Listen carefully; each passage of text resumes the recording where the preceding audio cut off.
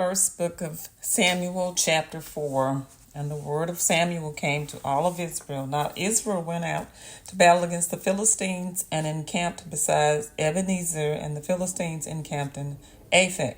Then the Philistines put themselves in battle array against Israel. And when they joined battle, Israel was defeated by the Philistines, who killed about 4,000 men of the army in the field. And when the people had come into the camp, the elders of Israel said, "Why has the Lord defeated us today before the Philistines? Let us bring the ark of the covenant of the Lord from Shiloh to us, that when it comes amongst us, it may save us from the hand of our enemies." So the people sent to Shiloh that they might bring from there the ark of the covenant of the Lord of hosts, who dwells within the cherubim. And the two sons of Eli, Hophni and Phinehas, were there with the ark of the covenant of God. And when the ark of the covenant of the Lord came into the camp, all Israel shouted so loudly that the earth shook.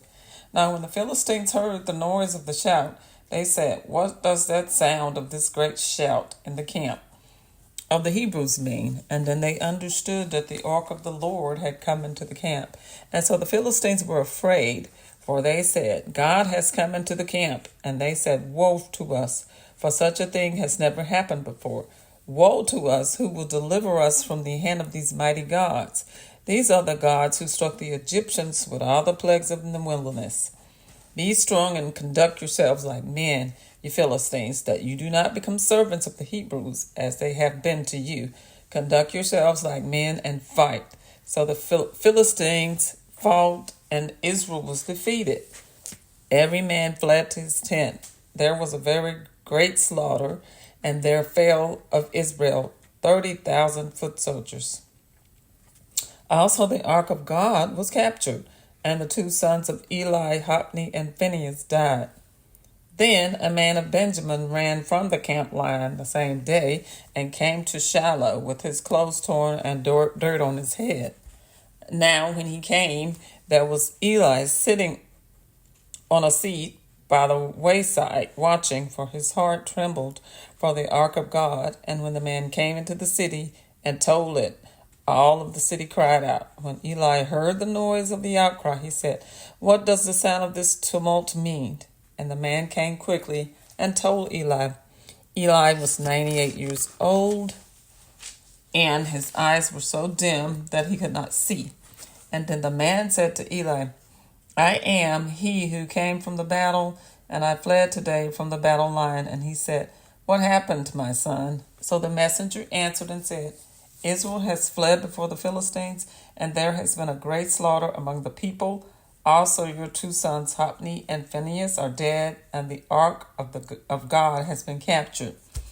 Then it happened, when he made mention of the ark of God, that Eli fell off the seat backward by the side of the gate, and his neck was broken, and he died, for the man was old and heavy, and he had judged Israel for 40 years.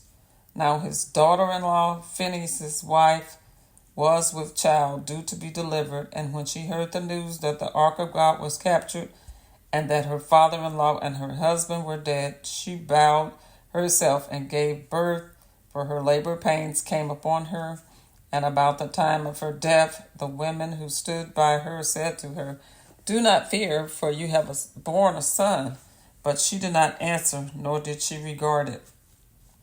Then she named the child Ichabod, saying, "The glory has departed from Israel, because the ark of God has been captured, and because of her father-in-law and her husband." And she said, "The glory has departed from Israel, for the ark of God has been captured." Chapter 5. Then the Philistines took the ark of God and brought it from Ebenezer to Ashdod. And when the Philistines took the ark of God, they brought it into the house of Dagon and set it by Dagon. And when the people of Ashdod arose early in the morning, there was Dagon fallen on its face to the earth before the ark of the Lord. So they took Dagon and set it in its place again. And when they arose early the next morning, there was Dagon fallen on its face to the ground before the ark of the Lord. The head of Dagon and both the palms of its hands were broken off on the threshold. Only Dagon's torso was left of it. Therefore neither the priest of Dagon nor any who came into Dagon's house tread on the threshold of Dagon and Ashdod to this day. But the hand of the Lord was heavy on the people of Ashdod, and he ravaged them and struck them with tumors, both Ashdod and its territory. And when the men of Ashdod saw how it was, they said, the ark of the God of Israel must not remain with us, for his hand is harsh toward us and Dagon, our God. Therefore they sent and gathered to themselves all the lords of the Philistines and said, Wait, what shall we do with the ark of the God of Israel? And they answered, Let the ark of the God of Israel be carried away to Gath. So they carried the ark of God of Israel away. So it was, after they had carried it away, that the hand of the Lord was against the city with a very great destruction. And he struck the men of the city, both small and great, and tumors broke out on them. Therefore they sent the ark of God to Ekron.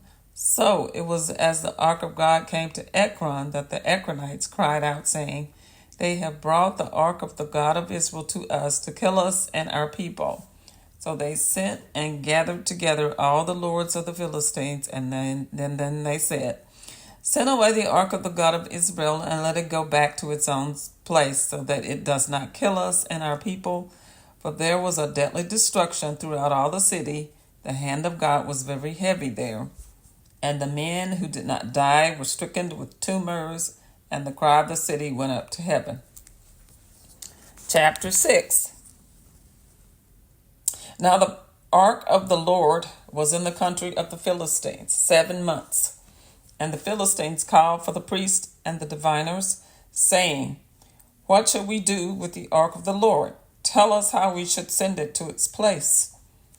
So they said, If you send away the ark of the God of Israel, do not send it empty, but by all means return it to him with the trespass offering. Then you will be healed, and it will be known to you why his hand is not removed from you. And then they said, What is the trespass offering which we shall return to him? They answered, 5 golden tumors and 5 golden rats, according to the number of the lords of the Philistines. For the same plague was on all of you and on your lords. Therefore you shall make images of your tumors and images of your rats that ravage the land, and you shall be of glory to the God of Israel. Perhaps he will lighten his hand from you, from your gods, and from your land. Why then do you harden your hearts, as the Egyptians and Pharaoh hardened their hearts? When he did mighty things among them, did they not let the people go, that they might depart? Now therefore make a new cart. Take 2 milk cows, which have never been yoked, and hitch the cows to the cart, and take their calves home away from them. Then take the ark of the Lord, and set it on the cart, and put the articles of gold which you are returning to him as a trespass of offering in a chest by its side, and then send it away and let it go. And watch if it goes up the road to its own territory, to Beth Shemesh. Then he has done us this great evil. But if not, then we shall know that it is not his hand that struck us. It happened to us by chance. Then the men did this. So they took the 2 milk cows and hitched them to the cart and shut their calves at home. And they set the ark of the Lord on the cart, and the chest with the gold rats and the images of their tumors. And then the cows headed straight for the road to Beth Shemesh, and went along the highway, lowing as they went, and did not turn aside to the right hand or the left. And the lords of the Philistines went after them to the border of Beth Shemesh. Now the people of Beth Shemesh were reaping their wheat harvest in the valley, and they lifted their eyes and saw the ark and rejoiced to see it. And then the cart came into the field of Joshua of Beth Shemesh, and stood there. A large stone was there. So they split the wood of the cart and offered the cows as a burnt offering to the Lord. The Levites took down the ark of the Lord and the chest that was with it, which were the articles of gold, and put them on the large stone, And then the men of Beth Shemesh offered burnt offerings and made sacrifices the same day to the Lord. And so, when the 5 lords of the Philistines had seen it, they had returned to Ekron the same day. These are the golden tumors which the Philistines returned as a trespass offering to the Lord, one for Ashdod, one for Gaza, one for Ashkelon, and one for Gath, and one for Ekron.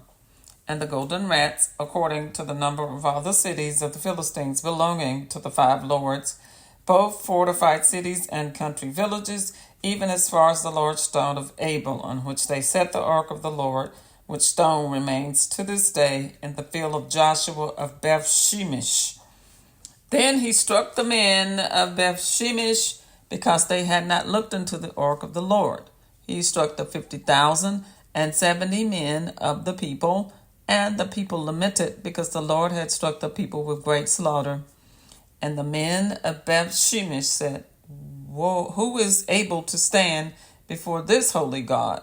And to whom shall it go up from us?